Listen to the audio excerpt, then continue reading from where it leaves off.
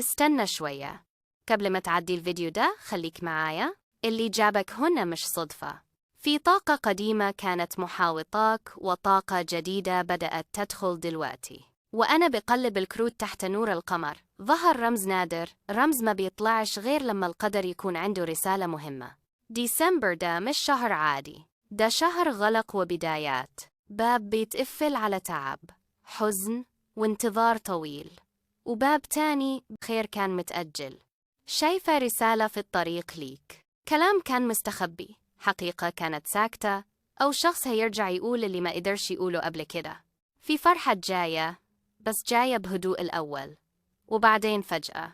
لو كنت حاسس إنك تايه أو إن الدنيا واقفة، الكروت بتقول إن الحركة بدأت.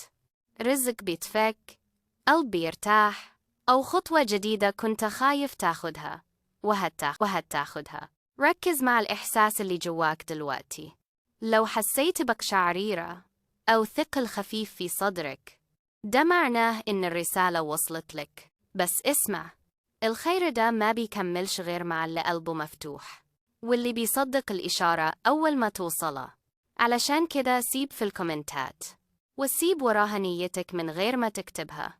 وقبل ما تنام النهاردة، اقفل عينك وخد نفس عميق، وقول في سرك: أنا مستعد أستقبل الخير.